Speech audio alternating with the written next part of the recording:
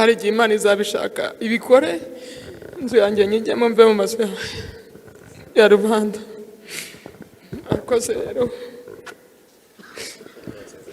papa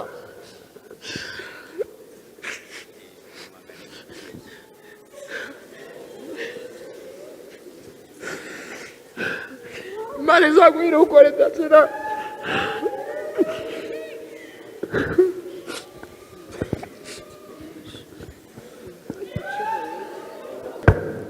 kandi naho ari ndabizi neza uko ari kutureba.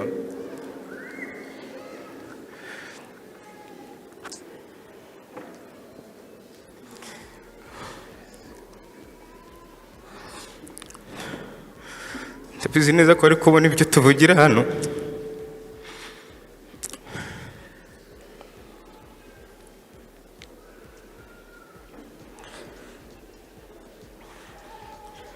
Ndabasabye muzatube hafi, kandi ibyo yasize yifuje ko twese tuba abagabo tuba inkumi. Yarambwiye ati Jacques muhungu wanjye, nzanezezwa no kubona nkushyingiye, nzanezezwa no kubona ubaye umuntu w'umugabo. Ariko Zaburi nshya.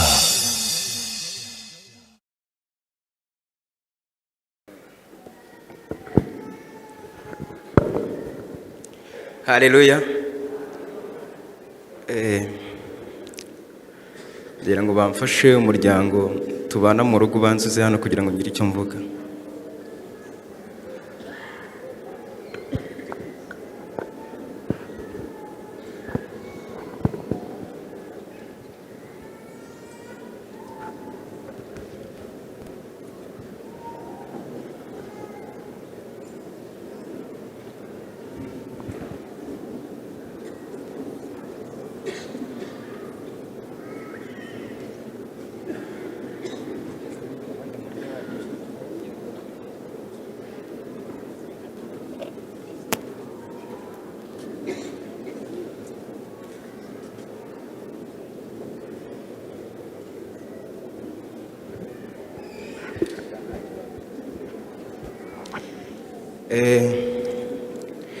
Pastor THEOGENE ni papa, dufite na mama wacu. Ko mutureba hano twese tugiye dufite amateka atandukanye. Ngiye Pastor THEOGENE namfashije cyane, nakuze ntazi mama na papa. Yahoraga ampumuriza buri munsi, ambwira uti mwana wanjye aho batari ndahari. Ambwira uti iyo nacikaga intege, cyangwa uti mwana wanjye ndi kumwe nawe. Aramfashije bikomeye cyane kugeza ubu. N'abavandimwe mubona abenshi ni abanyeshuri, hari abiga kaminuza wari uyitangiye muri iyi minsi, abandi biga muri segonderi. Ariko tukimara kumva iyi nkuru twese kubyakira byaratugoye, na n'ubu ntabwo turabyakira neza. Ariko gusa ndizera ko Imana batumye bibaho, hari impamvu batumye bibaho. Gusa ndabasabye, uyu muryango muremure mubona, aba bana ni abana banyu, ni abana b'abavandimwe bacu, hari n'abato. Ndabinginze muzakomeze mukurikirane imibereho yacu, kandi naho ari ndabizi neza uko ari kutureba.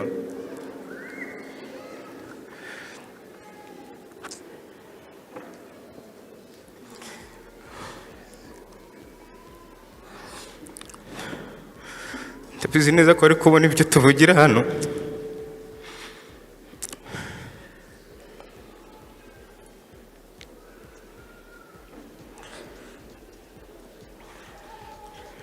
ndabasabye muzatube hafi kandi ibyo yasize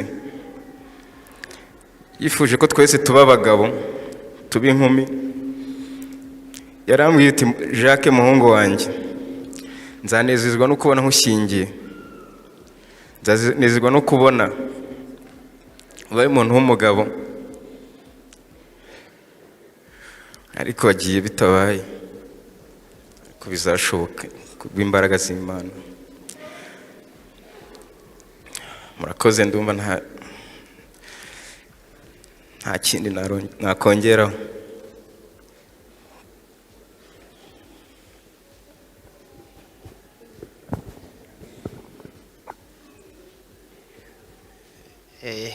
yararangije ariko numva twababwira mukomere muhumure muri kureba inshuti za pasiteri murimo murarebera iteraniro hano hari itorero hari abantu b'Imana muzabaho kandi muziga kandi muzarya neza muzambara neza Imana ibaha umugisha bisubire kwicara dukomeze gahunda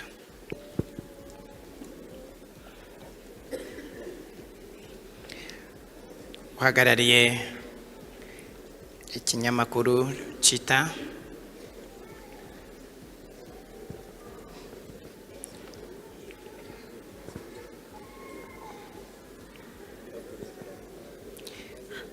harakurikiraho umunyabugingo Aimable nawe araza kuba ari hafi hanyuma Domina nawe araza kuba ari hafi uyu Domina ni umubyeyi Pasiteri THEOGENE yubakiye inzu kandi uwo navuze waba uri hafi yabanza nta kibazo ndabizi ko muri protokole babateguye Domina yaza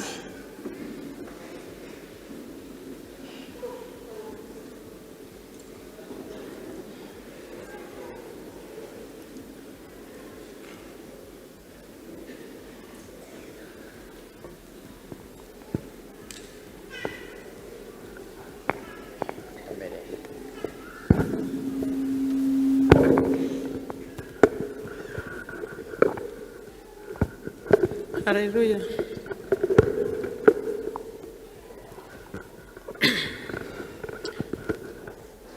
Ubu nanjye mpagaze rero nshaka kubashimira ibyiza papa na mama bankoreye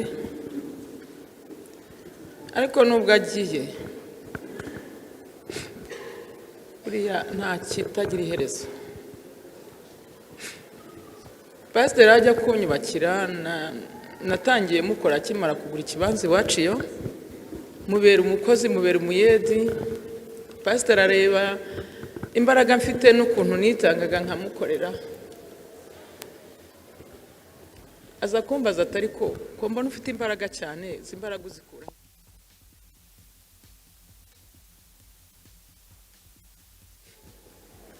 ubwo nibwo twaganiriye aratangira ambaza abana mfite ndambwa mfite abana 4 ambaza umugabo nabwa nti ndi umupfakazi umugabo yitabye Imana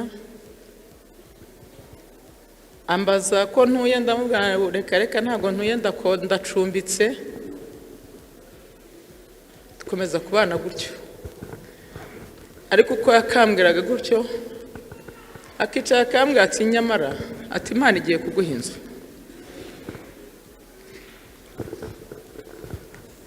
ati Imana igiye kuguha inzu ati wihangane. Ubwo bibaho haciyemo iminsi nibwo yambwiye ati ndi mu kazi arambwira ati rero taha ujye mu rugo ufite abashyitsi. Naratashye njya mu rugo haciyemo umwanya muto yangiye kubona mbona imodoka ziraje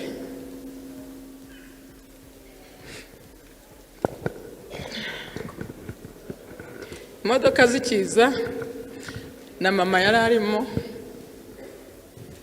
bona banzaniye ibyo kurya banzanira ibirayi, banzanira amavuta, ibyo kurya byose bitunze urugo barabinzanira. Nabayeho neza. Ubwo uko bari aho ngaho mu rugo, abwira umukoresha wadukoreshaga, nawe ngira ngo avuye hano mwamubonye, arambwira ati nkubira amafaranga y'amabati 20. Ati Domina, ati Imana irambwiye ngo iguhaye inzu.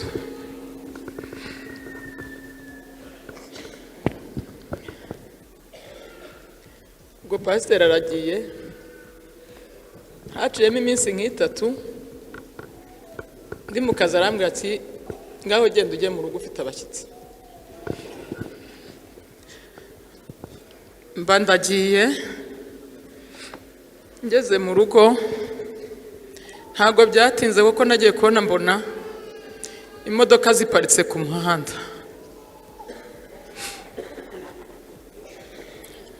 Mbona haje heregisi ihetse amabati, iraza niyo yaje imbere, pasiteri nakurikiraho n'izindi modoka zikurikiraho.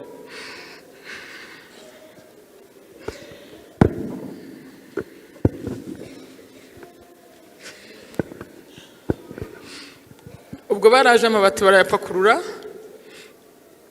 barangije baragenda. Ubwo ko yako nabaga mu nzu idakinze, ntago nigeze ndyama.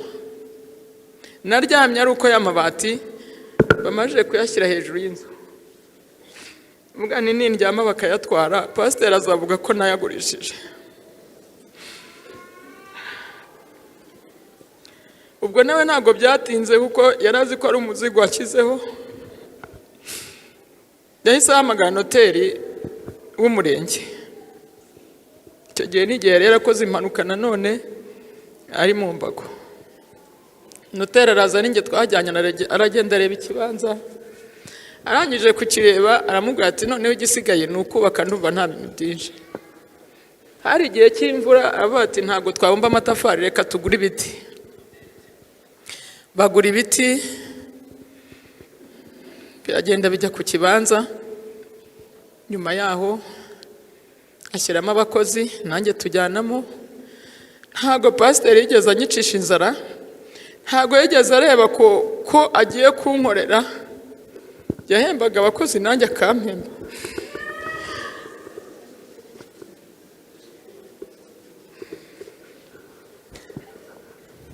Akambwira ati genda nawe ujye kureba icyo abana bari burye.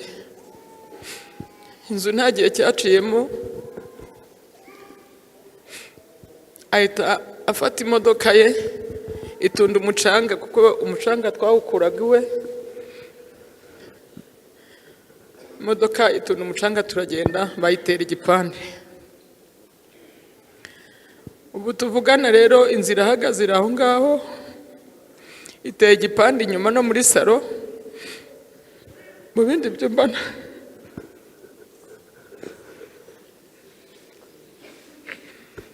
ubwo ni ukuvuga ngo mu bindi byumba nta mucanga urimo. Ariko ubu pasiteri aho ari hose urupfu rwe rwarantunguye. Na n'ubu kwiyakira byarananiye, ariko nizere ko yageze mu ijuru. Nizere ko Imana yamwakiriye. Ubu kurya byariwe, kwambara n'umuntu uko nambaye gutya, uru ni urwibutso yansigiye nzajya mwibukiraho. Yarampamagara ari kumwe na mama,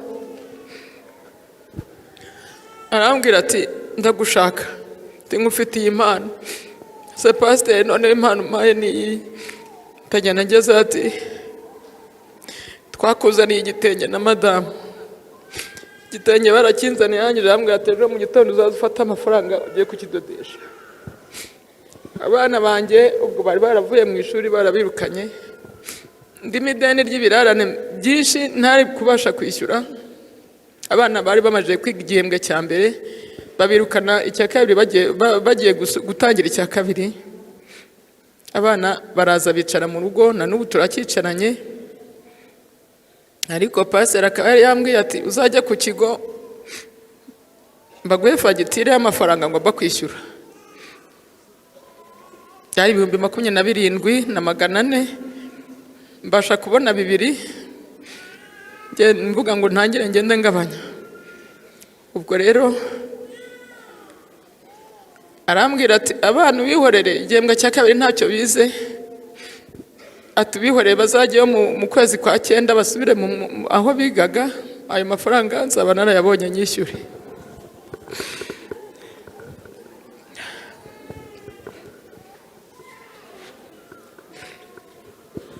Ubu rero pasiteri twahuraga mu muhanda ntabwo yancaga adahagaze. Ubu ndimo kureba imodoka yose itambutse mu muhanda hahita mbona ari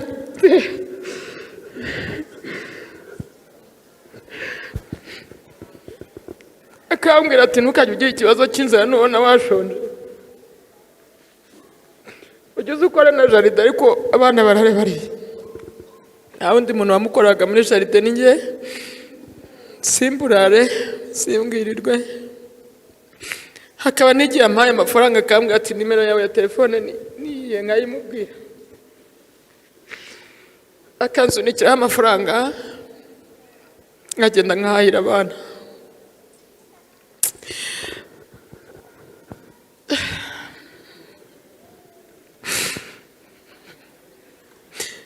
Ariko ubu ngubu nta kintu kiba Imana burya itakizi. Hari igihe Imana yaba yaramuhamagaye yaranteganyirije n'undi muterankunga ushobora kumfasha, kuko yari yarambwiye ati mu kwezi kwa 9 inzu yawe uzaba warayigiyemo. Yari yarakoresheje inzugi, yatangiye gukoresha inzugi. Ubwo hari urugi rwo kuri salo n'amadirishya 2, ariko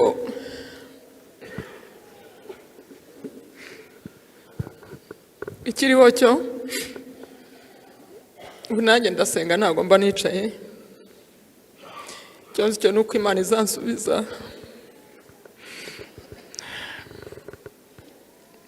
Hari igihe Imana izabishaka ibikore, inzu yanjye nyijyemo mve mu mazu ya rubanda.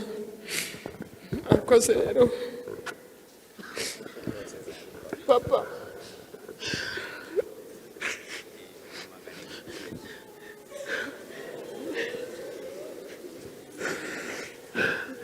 Imana izaguhira ukore idakira.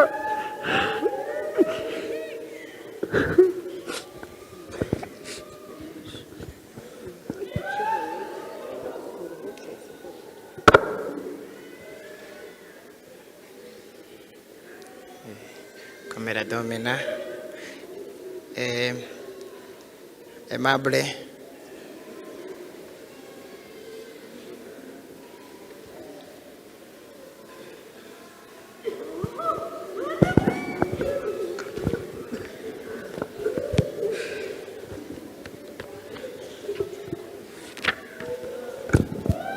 Haleluya.